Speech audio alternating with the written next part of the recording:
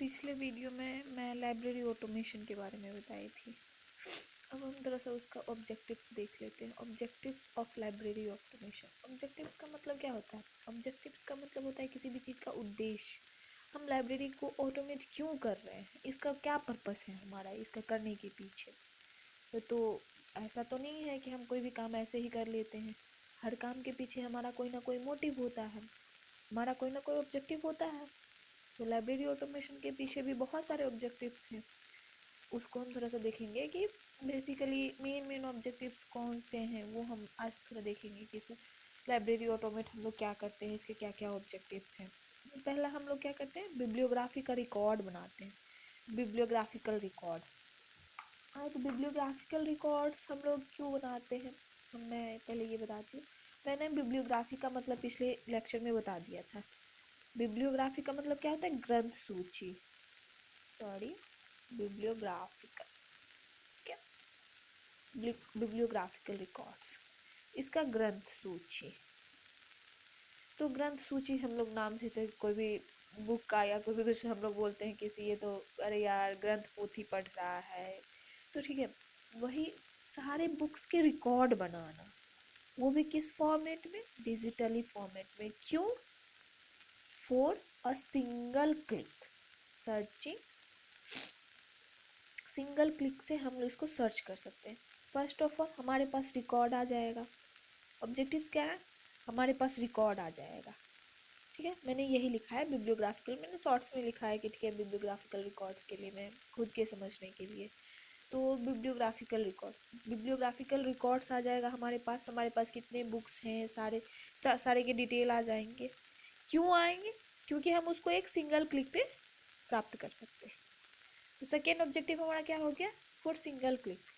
हम उसको single click पे प्राप्त कर सकते हैं, और जब हम किसी भी चीज़ को सिंगल क्लिक पे प्राप्त करेंगे तो हमें बहुत जल्दी प्राप्त होगा। तो हमारा थर्ड ऑब्जेक्टिव क्या हो जाएगा, किसी भी चीज़ को जल्दी से प्राप्त करने के लिए फॉर फास्टेस्ट एक्वायर। किसी भी चीज़ को एकदम फास्टेस्ट प्राप्त करने के लिए, एकदम वन क्लिक, जैसे ही हम डालें वो चीज़ हमारे सामने प्रेजेंट। जैसे हम लोग नेट पे कुछ भी डालते हैं, गूगल सर्च करते हैं, मैंने कुछ भी लिखा तो सिंगल क्लिक पे हम लोगों के पास वो आ जाता है। यही चीज़ लाइब्रेरी में करने के लिए कि हमने किसी भी बुक का एक थोड़ा सा की पॉइंट डाला, वो वन क्लिक पे हमारे पास आ गया। कोई भी की पॉइंट डाला, वो वन क्लिक पे हमारे पास आ गया। तो वो क्या है, हाँ वो फास्टेस्ट है ना, कि वन क्लिक पे हमारे पास आ रहा है। तो थर्ड क्या हो गया, जैसे हमने पहले रिकॉर्ड बनाया। रिकॉर्ड क्यों बनाया, रिकॉर्ड बनाया क्यों? क्योंकि वो एक सिंगल क्लिक पे हमारे पास आ जाए। सिंगल क्लिक पे आएगा, वो क्या होगा, सबसे फास्टेस्ट होगा। और जब हमारे पास कोई भी चीज़ डिजिटली अवेलेबल हो, कोई भी बुक जब हम उसको कंप्यूटर पे अवेलेबल कर रहे हैं, तो उसको शेयर करना कितना इजी हो जाएगा। जैसे हम किसी भी चीज़ को फिजिकल फॉर्मेट में शेयर करने के लिए, जैसे हम लोग, मैंने नेक्स्ट लिखा है, share resources through library network. Library networking बहुत सारे होते हैं, वो मैं आगे आपको बताऊंगी। जैसे इंटर लाइब्रेरी लोन होता है, लाइब्रेरी, हर एक लाइब्रेरी एक दूसरे से कनेक्ट करके अपने आप को रखता है। क्यों?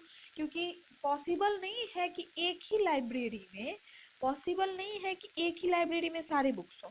इन्फॉर्मेशन ऑफ सोर्सेज बहुत डे बाय डे बढ़ते जा रहे हैं, डे बाय डे बढ़ते जा रहे हैं, बढ़ते जा रहे हैं, बहुत सारे होते जा रहे हैं। तो कुछ लाइब्रेरी, कुछ सोर्सेज इस लाइब्रेरी में होंगे, कुछ इस लाइब्रेरी में होंगे, कुछ इस लाइब्रेरी में होंगे। अगर ये सोर्सेज फिजिकली प्रेजेंट होंगे, एक दूसरे के साथ शेयर करने में बहुत ज़्यादा दिक्कत आएंगी। कैसे आएंगी? क्योंकि उसको हमको कुरियर करना पड़ेगा, कुछ भी करना पड़ेगा। अगर यही चीज़ हमारे पास डिजिटली फॉर्म में है, तो हम सिंगल क्लिक पे उसको शेयर कर सकेंगे। कोई भी बुक आजकल कितने पीडीएफ, कितने एमबी की आती है, 1 MB, 2 MB, 4 MB, बहुत 10 MB, बहुत सारे बुक तो केबी में भी आते हैं। तो वो सिंगल क्लिक पे, एक सिंगल क्लिक पे इस लाइब्रेरी के पास चले गए। यहाँ के स्टूडेंट को भी फ़ायदा, यहाँ के स्टूडेंट को भी फ़ायदा।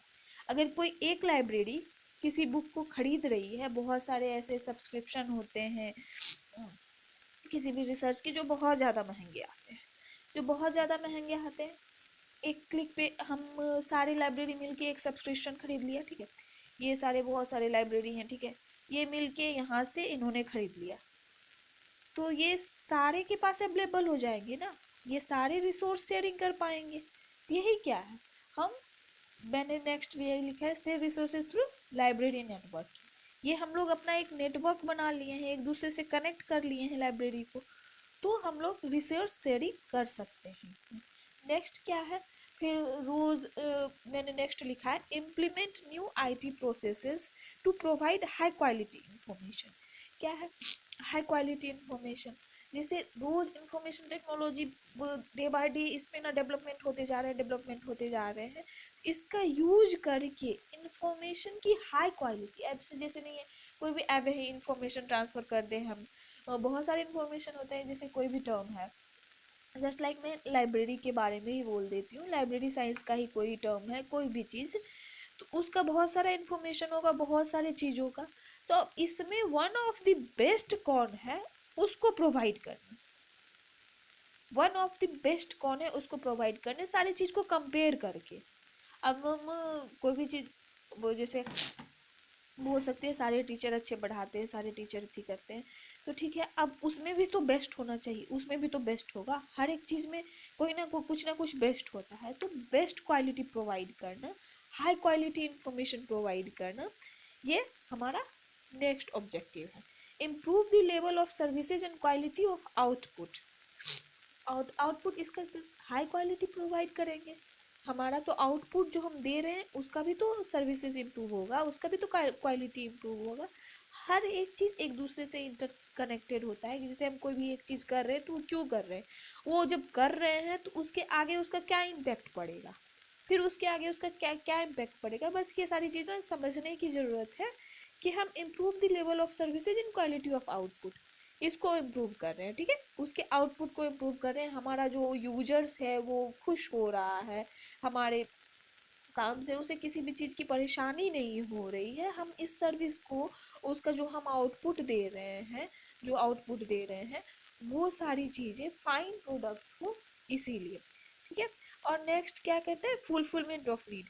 मैंने देखे इसी लाइन में बोला ना कि यूजर्स के फुलफिल को नीड को फुलफिल करना, तो जो भी चीज़ हम मैनुअली उसको प्रोवाइड नहीं कर पा रहे हैं, जो भी चीज़ वो हम मैनुअली किसी भी चीज़, ऐसा नहीं है कि आदमी हर काम को कर सकता है, कुछ ना कुछ काम मशीन भी करती है, तो जो चीज़ हम मैनुअली उसको प्रोवाइड नहीं कर पा रहे हैं उसको मशीन के द्वारा फुलफिल करना, ऑटोमेशन के द्वारा फुलफिल करना, वही हम यूजर्स के नीड को, वही हम मैंने लिखा है fulfilment of need that can't achieved by the manually, ठीक है।